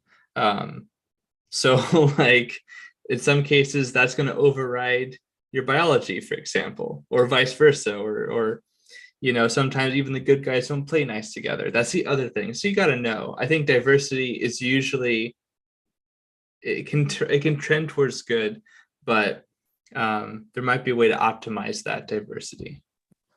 Is that almost similar in a sense where it's like sometimes I've heard people say, and maybe I'm misunderstanding this, but it's like if you introduce biochar and you introduce too much of it sometimes, and you land all these, I'm not sure exactly what's being housed in there. I guess it's causing it, but my understanding is all the the beneficial organisms might not work for the plant so much. They might just house up on the biochar, and they're quite satisfied just to stay there and not really work for you anymore, and not really benefit your plant. They just kind of come in there, and almost, if you overdo it, it's almost detriment. I don't know. And please correct me if I'm wrong too on that. I actually don't know. It could be like, the thing is that usually, well, I guess it gets to another layer of complexity, right? Because a lot of these microbes, whether they're a parasite, so mostly negative interaction, or like a beneficial, a mutualist, a mostly positive interaction, a lot of times they're like obligate in some way. Like they have to, like a big part of their life cycle is like geared towards this, but sometimes they're kind of like, they could take it or leave it. They're facultative. And, from that perspective, it's like, if you have these things on the biochar and they're not interested in the plant interaction, were they ever like, are they the correct trait group? Do they even interact with plants? What is the thing that they're doing that's beneficial to the plant? Is it because it's got this close relationship where it like exchanges nutrients or something like this? Or is it kind of like doing good stuff around the plant, and then that helps the plant out, right? Like what is the level of intimacy of that relationship? So it's there's a bunch of beneficials out there that are beneficial not because they have a close relationship with the plant, but because they do things that help out the plant kind of indirectly. I think there's still, I mean, I don't want to say the jury's out on biochar, but there's still a lot of still a lot to be seen on what is the correct application. And like you're saying, is what's the over application, what's the under application, what, there's a lot of still what ifs. People are like the organics. I love the organic side of things because people just say, fuck it, I'm going to do it. And then we have some of that going on. And, citizen scientists, right? They're trying to figure it out on their own. And it's fun to do that. But at the same time, we can't really draw much from that other than, I guess we could say anecdotally, we know that, this, and this. I can grow in 1/3 biochar. Yeah. So somebody will push it, right? Like the maximum. It's going to be it's something that we're going to find out. That's what makes this shit so exciting is we're on kind of the cutting edge of it. We're playing with all this stuff. I will say I've seen bad biochar or like stuff that's not charged or basically just like charcoal or burnt wood. It has to be burnt in a certain type of way. They make these little cans that I think it has to like have oxygen or not oxygen available in the environment. I can't remember which one it is, but if you look into it, there's a certain way that you have to burn the wood. You can't just like go take firewood out of a campfire. I like to say that you remember, I don't know if you burn a lot of firewood, but you know how sometimes when you have the firewood and the little things flake off and it's almost glass-like, it's super light and I don't know, it's hard to describe other than it's like a crystalline resin. Not resin, it's like chunks of the wood, but it just never burned all the way through. It's just all like black, and then when you go to pick it up, it doesn't feel like wood because it's like feels like nothing, no weight. And that's more of what your biochar should be like, that kind of material. I know what you're talking about now. Yeah. It's like it's towards the bottom usually where it's not getting a lot of oxygen, and it's just like it doesn't burn all the way through and you're just left with like this shell of wood or something. It almost feels like a hollow bone or something. Yeah. And then the reason I say it reminds me of glass is if you hit them together, it sounds almost like glass. I was almost wondering if it could have been crystallized resin when you're talking about that, because I have seen it where it gets like a hard, literally glass looking chunk, and maybe there was some resin in the wood that when it struck heat just sheened over or something like that. Yeah, that would but the general wood itself kind of has that weird texture, and I've never thought of to knock them together.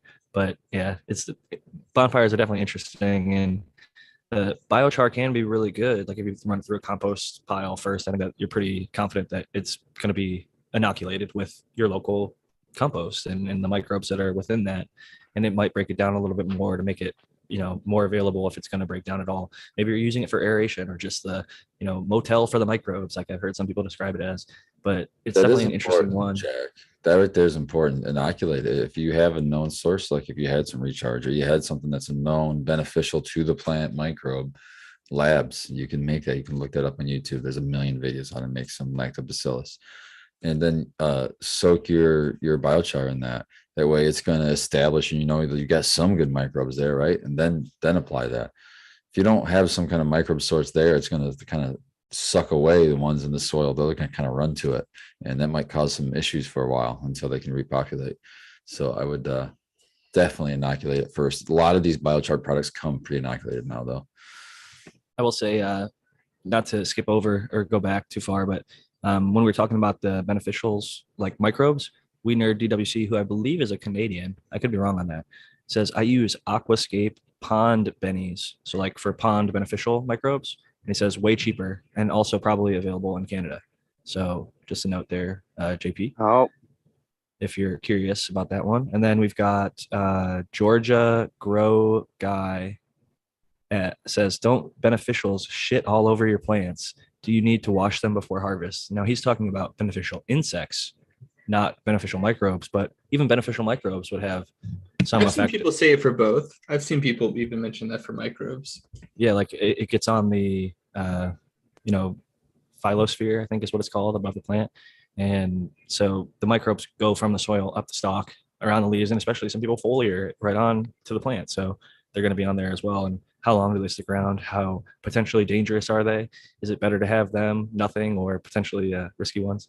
I'll pass that to Matthew and let you answer both for insects first, I think, because the answer when you first told me kind of surprised me. And then second, you can go into the actual like microbes. Yeah. So there's a lot of research that goes into biocontrols and their licensure and your ability to use them. Commercial ones, right? Anyways, I mean, certainly you could like find a couple ladybugs or something like that and put them in your garden. But and a big part of that, there's two really important things. Of course, after the fact that they're actually very aggressive towards a particular target, that's an agricultural pest. Usually people are looking for them to be limited in scope, because that makes them like, less likely to attack other things that are non-targets, maybe even important to the environment. That's for microbes or for other beneficials. The other one is, of course, if they're going to have some sort of negative effect to your own crop. Usually when we're thinking about this, we're thinking of like Dicyphus is a hemipteran. So it is a sapsucker, or it's from the sapsucker group, but there are some predatory ones out there. And sometimes they'll go after like fruits. And so you'll get a little bit of premature fruit drop and things like that in certain crops. And that's not so, not a huge amount compared to what they're killing, but it's a factor and people know about it. I bring all of this up to say that, obviously public health is an important part of that as well. And there aren't any biocontrols that have these sorts of negative effects. And even in the case of like with cannabis, because most predatory like insects or even like the mites, it sounds weird to say, I mean, it's just some arcane esoterica about their physiology, but like it's usually like insects tend to they volatilize off part of their what we would use like as excrement. So like we have solid and liquid, right? So they have, if they do have any, there will be a solid and a liquid component, and they don't do it the way that we do. And as far as the mites, which I think are a lot more common, especially in cannabis, like the cucumbers and Swerskii and persimmons and that kind of a thing, they actually produce these like crystals. I know it sounds weird to say it like that.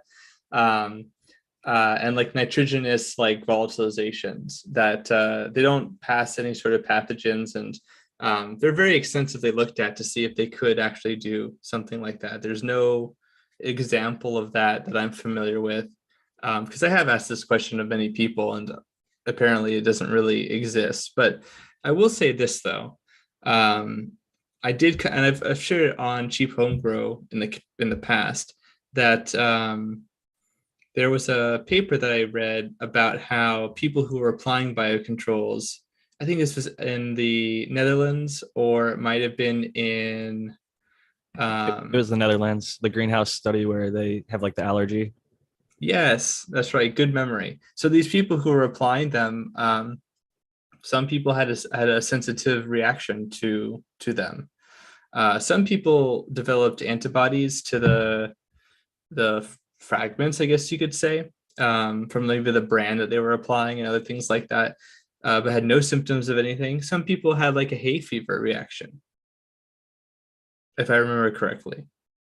Or maybe like just like basically kind of like not a hay fever, but like I think I'm really trying to describe like a dry cough and that kind of a thing, kind of like an allergic reaction, a mild one.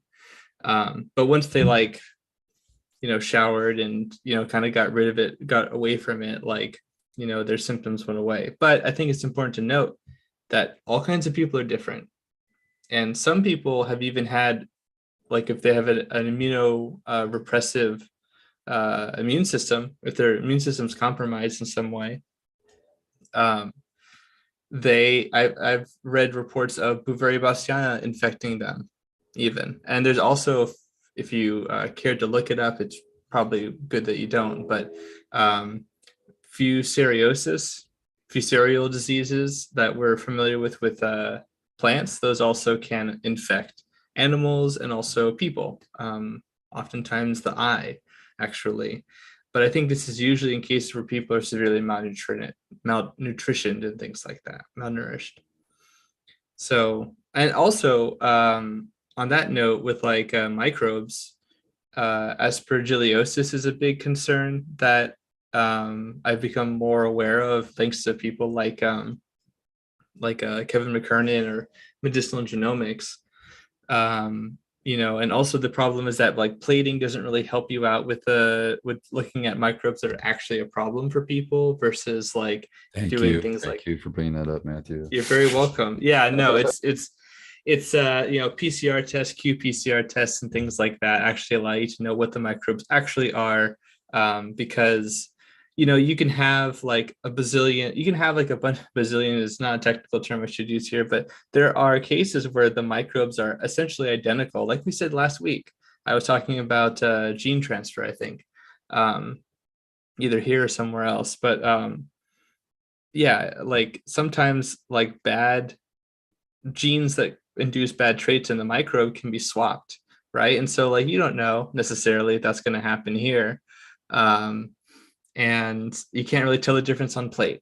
You'd know because they'd had the gene, right? Or you'd know they're part of a species or a subtype that has that or something like that. So not to bogart too often, but yeah, that's a.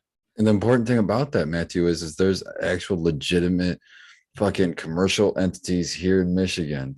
They lobbied the labs, lobbied the government, and got the rule changed to change it to a plating.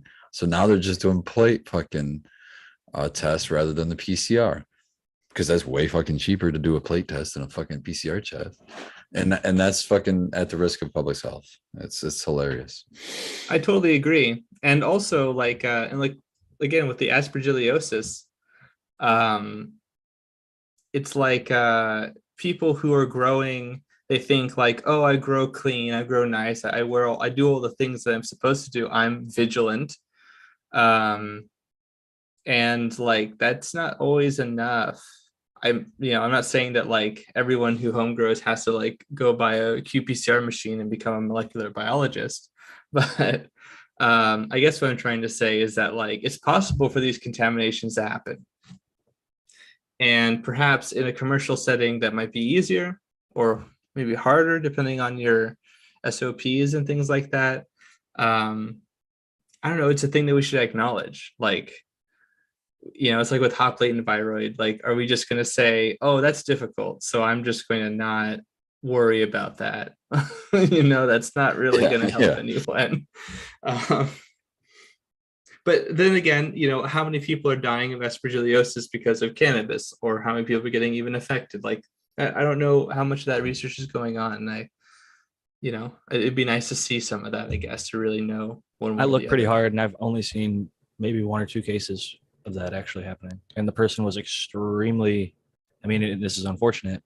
They should have gotten clean cannabis medicine and not been exposed to it, but they were extremely impacted. Yeah, they were pre-existing condition, I guess, is like the new term that floats around. They had a bunch of conditions that made their health, their immune system was compromised. They had a lot of lung problems already. So when they were not smoking, they were vaporizing on top of it, which there is a distinction. Some of these things actually do get burnt off when you smoke it. Some of them don't. But vaporization does not get hot enough to burn any of the stuff off, especially aspergillus. And aspergillus is extremely dangerous to those types of populations. I don't know what it would be like to someone like me who's young and fairly healthy. I've smoked white powdery mildew. Like, unfortunately, it tastes disgusting. At the end of the day, it wasn't pleasant for me, but like it got my wife super sick. She threw up and had a headache for multiple days. But like Matthew and I smoked the same thing, and neither of us really had a crazy reaction other than just like, oh, I guess that's kind of gross. Like, I don't want to smoke any more of that shit. So, but with that said, not the best note to end on for Spartan Grown, but I want to pass it to Spartan so you can get your final thoughts and shout it in before you have to take care of the dogs and get ready for the Michigan Bros Grow Show. Man, I swear they can fucking they know your little cadence when you say it, because they both just got up and they're standing right here getting ready to go out this door. But no, shout out, guys. It's always awesome hanging with everybody. And shout out chat. Chat was pretty fucking popping today. And I saw a lot of new faces, even more after I'd already mentioned it earlier. More popped in and said hello. So that's great. People, feel free to use that chat. We use it ourselves a lot to help drive these shows. And that's why we're here. And that's what we enjoy, going out and even maybe bumping into you out at these events and stuff like I went to today. So you can follow me over in about 15 minutes to the Michigan Bros Grow Show. It's our 3rd year anniversary, so that ought to be a pretty cool show. Several different groups of us were at different events. So it's going to be fun just for me to catch up and see how their events went as opposed to the one I went to. And it'll be cool to just hear about everybody's day. So see you guys over there. Much love. And yeah, I'll be over there in about 15 minutes. Peace out, Spartan. Congrats on the anniversary there. Yeah, thanks, man. Grow is love. It goes by fast when you're not even thinking about it. And they're saying 3 years. I'm like, damn, 3 years already. It's amazing, man. It's been a great ride. I've been enjoying. I always joke that I'm a super fan of the Michigan Bros Grow Show. I've listened and watched all the podcasts, and I've seen your guys' journeys, and it's really incredible to watch where all of you've come, like seeing yourself, seeing Red, seeing I'll forget too many names, but Yeah. Man Dan and the host Sequence and my boy Skilbo. There's just so many good people over there. I literally cannot wait till I get out to Michigan because I know I'm gonna have a great time. Yeah, man, it's like a big family, man, and we just try to include everybody, and it grows. If you just come at it with love, it just seems to work out. It might not be the best thing in the world or the most fancy thing, but to me, it's where I want to be. You guys are growing dank. I got one question before you go. That's Michigan related. What is Sure. that Y city? It looks like Y is plenty or something. Yes, plenty. Ypsilanti. I actually lived there for a Ypsilanti. while. Yep, Ypsilanti over there by Ann Arbor. Yeah, that's my old stomping grounds. Not quite the best reputation anymore. In fact, they call it Little Detroit. So Tells you something. It's Not- where Domino's Pizza started. Apparently, I was watching some documentaries. Yes. Yep. Oh Domino's well, there you Pizza's their go. claim to That fame. explains a lot. Yeah, there you go. That tells you. Yeah, that tells you. 30 minutes or less. All right, guys. We'll see you later. And I gotta get out of here. I gotta go bathroom myself. All right. Have a great one, Yes. Spartan. Growers love. Peace out, Spartan. Always great having Spartan on. Amazing dude. Pleasure to have him on this panel. And it's cool to see that the Michigan Bros Grow Show is coming up to their 3 years. We passed it a little while ago. They were one of the shows that was inspired by the old host of the Sheep Home Grow, Shane. Shout out to him. He did an amazing job getting myself and so many others, Spartan, everybody on this panel. For the most part, I think Matthew was already doing YouTube, but I think everybody else here was dragged into the cannabis online scene by our former host. So I'm forever grateful for him and grateful for everybody who shows up each week in the live chat. Like Spartan said, we got a lot of new faces this week, and we've got a lot of the returners, which I'm always grateful for both. It's honestly kind of mind blowing to think that there's literally new people every single week, like brand new names and faces that have never seen or heard the show. And they're coming in 3+ years. We're 173 episodes in or 172, whatever it is. And I'm still having a great time doing this. I really enjoy everybody's company, and I'm thankful for all you guys on the panel. So with that said, I want to pass it to Noah the Grower and just get a little update, see how you're doing over there. I know sometimes you show off the garden at this time of the show, and even if you're not in there, just love to hear how's life and the garden going. Life in the garden is going good. I got one of my plants I got to harvest tomorrow, my overflow. I probably could have done it today, but I'm going to do that. And then I got to flip a couple more plants in there and if that light, take some clones. So the next 24, 48 hours, they're going to be, that's where the work comes. But if you want to be a cannabis farmer, sometimes you have to be cannabis farming. So I got that on my plate, and it's kind of peaceful for me. I would just usually listen to podcasts and just chill and get into a groove. And I'm pretty good at going through and doing it and getting everything ready. So yeah, that's pretty much where I'm at. I got some new stuff coming out of my bedroom, and I actually have been just kind of so busy I haven't even posted Instagram in like the last month or so. I need to do that. Maybe I'll take a picture of this overflow and post it before I harvest it tomorrow. Yeah, that's pretty much what I'm doing right now. And I am thinking about walking out there right now. I'm watching my dog here, but I am going to go out there, I think, here in a few minutes. So. Cool stuff, man. Well, whenever you do get in there, I'll make sure to spotlight you. And Tao, Sweet. Anything crazy going on in New York during 710? You're stuck on mute. Yeah, no, I didn't. Not that I know of. I really didn't. I don't seek out events around here yet. Anyway, but there's I've noticed a whole bunch that are popping up. But New York did just say they're going to start busting chops on all the buy a T-shirt, get an ounce for free type. There's actually retail stores that open up, and they're going to start busting unlicensed retailers, or so they say, like, because they're going to try and start letting the real ones open up now. So then the people will get confused and go into the unpermitted shops and have to go through the same bullshit that we've dealt with here in California, unfortunately, where you can go into what you feel like and looks like a legal shop. You're going to buy stuff with cash, and then fucking people raid the shop, and you might even get arrested. So it's always good advice to check out the Pot Brothers at Law, who recommend to shut the fuck up and, know your Fifth Amendment, and don't self-incriminate. Regardless of what you're there for, it's not the best to talk to the police in those circumstances. So try and stay out of trouble, stay out of jail. Even if you think that you're at a legal shop, sometimes the non-permitted ones do a great job of masquerading as permitted. And with new times, it can be a struggle. I will say, even the unpermitted shops, as much as the NYPD or whoever else, DEA, try to shut them down, just like out here, they're just going to pop back up. So hopefully they'll realize it's a failed war and just try and get the tax money they can out of the legal ones, I guess. And the people in the unregulated market are going to keep doing what they've been doing for the last 100 years of prohibition. And yeah, it's kind of weird. The mayor, I think it's the mayor now. Yeah, it doesn't. He actually made a statement. I'm not concerned about gray market marijuana sales, but other people, and now, like, other people are getting involved. So, but it's an interesting, scenario. So I don't know. Because I think I may have showed it on this, but the one time that people, they actually had live plants on the table with jars full of weed, selling it, and the cops were there. They didn't bother them because, like, why bother? So it depends on the situation. But I don't promote anyone breaking the law, except for going over the speed limit, perhaps. And growing weed if you live in Very red state. bold. Just kidding.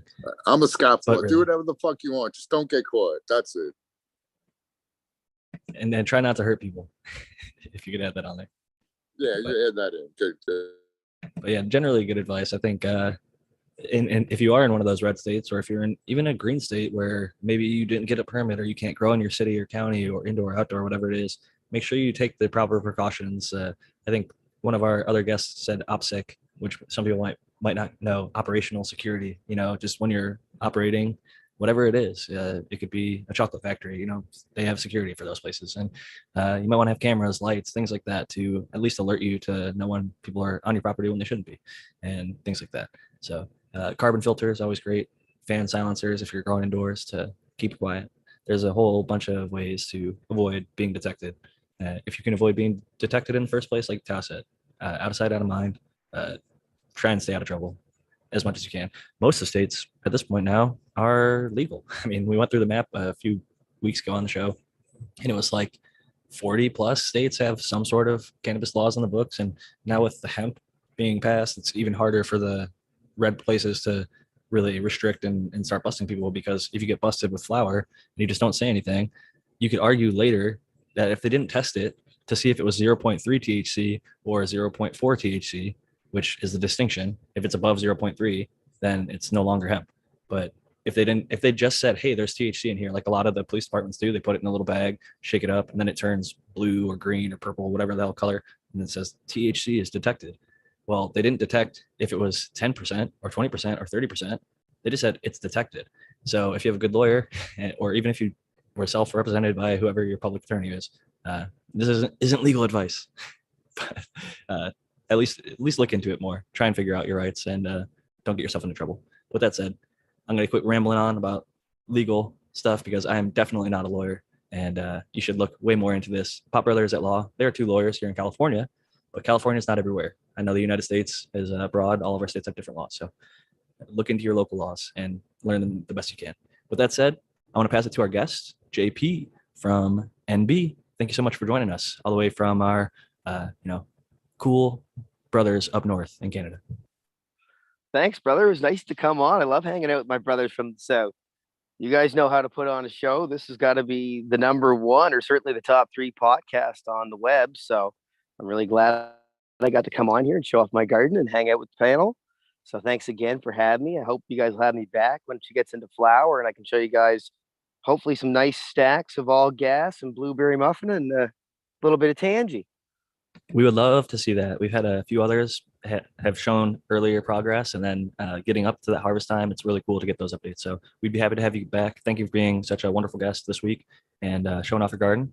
It takes a lot of courage to step up and show your garden off to thousands of people potentially. Maybe there's only 100 in the live, but you've got podcast listeners and the YouTube viewers afterwards. So it definitely to come on here and show it off and be yourself, I think is a really honorable thing to do. So we're happy to have you as part of this community, and you're definitely welcome back to show those off at a later date.